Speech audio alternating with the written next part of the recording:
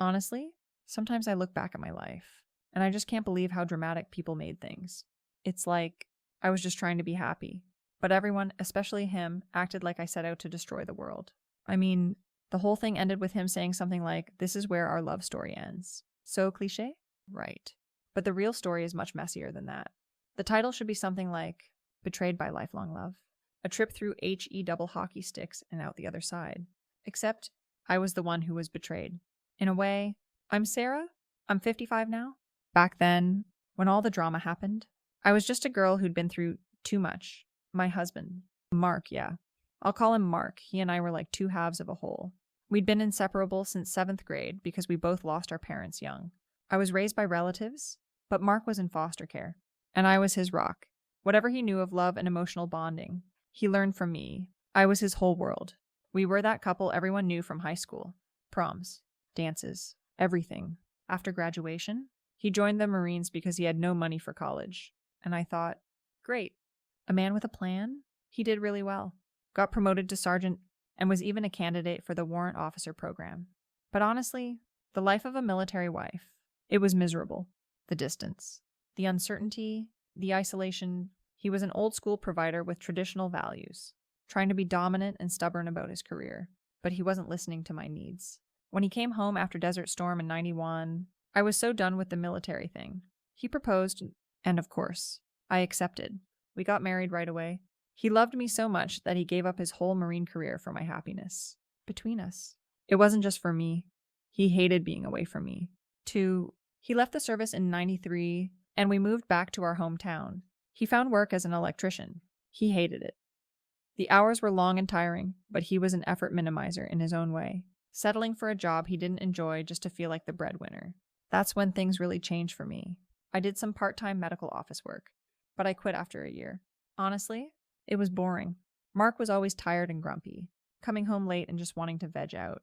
I wasn't the party type in high school, but I started to realize how much I was missing.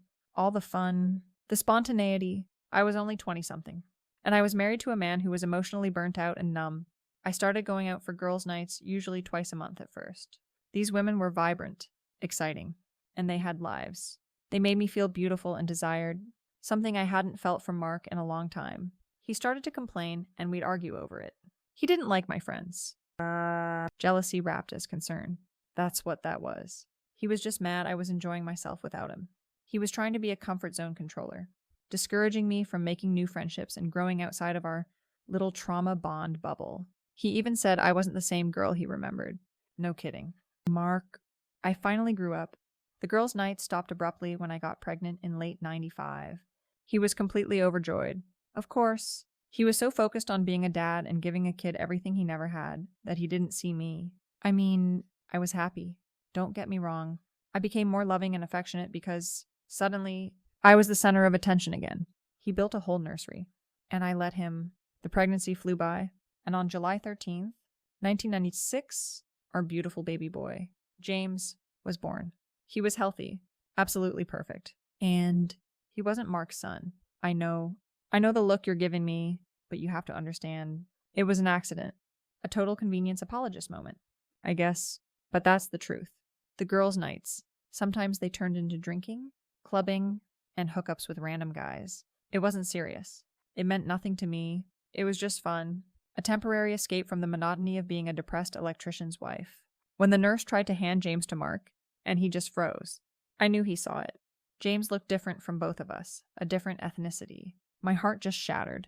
I was crying, not just because I was scared, but because I truly loved Mark. He was so numb, a virtual stone mask, just sitting there after the birth. It felt like an eternity. When I finally told him, he looked at me with those cold, empty eyes, and I pleaded. I used every ounce of emotional manipulation I had. You are his father. I sobbed. He needs you. I need you. I love you. He was so bitter, not enough to be faithful to me. He retorted. I gave him the truth, or at least enough of it. The drinking, the clubbing, the meaningless hookups. It was the only way to make him see that it wasn't about love. It was about feeling alive. When he asked if I used protection, I just looked ashamed. Like, duh. If I had, we wouldn't be here now. That's when I tried the ultimate relationship hostage-taker move. I begged him to forgive me. I said we could move away somewhere where no one knew us. We could say James was adopted. We could be the happy family we both always wanted to have. It would be just us against the world again, just like when we first met. I reminded him that we had the best love story of any couple ever. I was completely sincere. He was my person, my soulmate. I couldn't imagine life without him. Leaving me would be like losing half of his soul. I knew that's how he felt. And I tried to use his own deep-seated, weaponized insecurities against him. I thought I had him. I almost did. But then he started listing all the things he gave up. His military career, working a job he hated. He said I betrayed him. All his promises are vows. The late-night talks, the letters, he kept them. And I didn't. When the nurse brought James back into the room and placed him in my arms, I looked at Mark, hopefully. He just stood up and walked to the door. "This is where our love story ends," he said quietly. And he was gone. The divorce was a nightmare, mostly because the laws were completely against him. I was unemployed, so I needed spousal support plus the child support. It was more than half his salary. We were married, and since no biological father could be named, the court presumed paternity and ordered the support in the best interest of the child. And honestly, I did everything I could to make it painful. He refused visitation with James, which I took as a personal insult. He was throwing away his son. My thought process was simple. He had abandoned me and James, so he deserved to suffer. For the next few years, I struggled. I was doing part-time office work again, trying to raise James as a single mom in a mobile home on my relative's land. Mark was a mess, drinking heavily and living in some rundown travel trailer. He hated me, and the fact that he hated an innocent little boy. James, just for existing, that made me hate him more. He was a pathetic, broken man, and it was hard to feel like I'd made the wrong choice.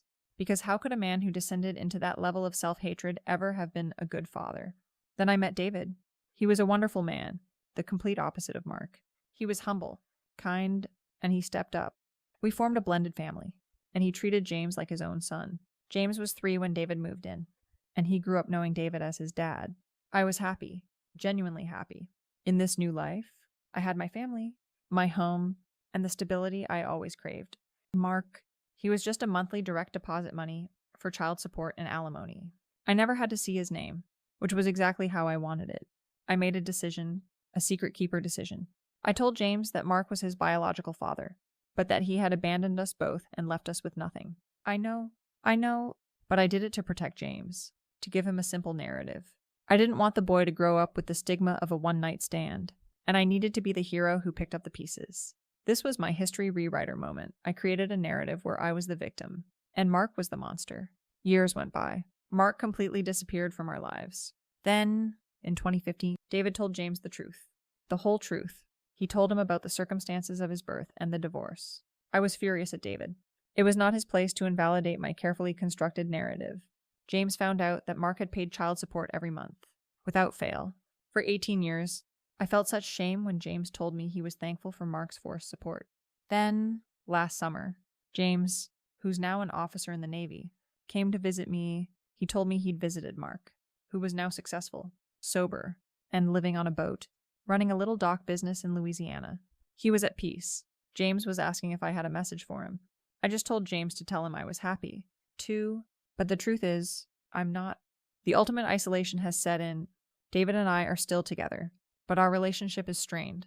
He was hurt that I had lied to James for so long, and our closeness hasn't recovered. James and David have a closer bond than James and I do now. I achieved the happy family and the provider husband, but I lost the emotional connection to my own son and my partner. My lie broke the trust with the man who saved me. I'm living in a beautiful house, but I'm lonely.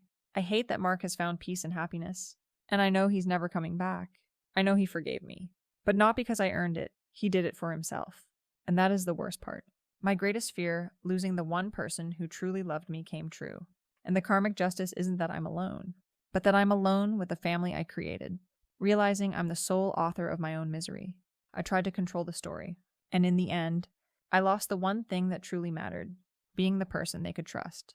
I'm the single worst character in the love story I spent my whole life writing.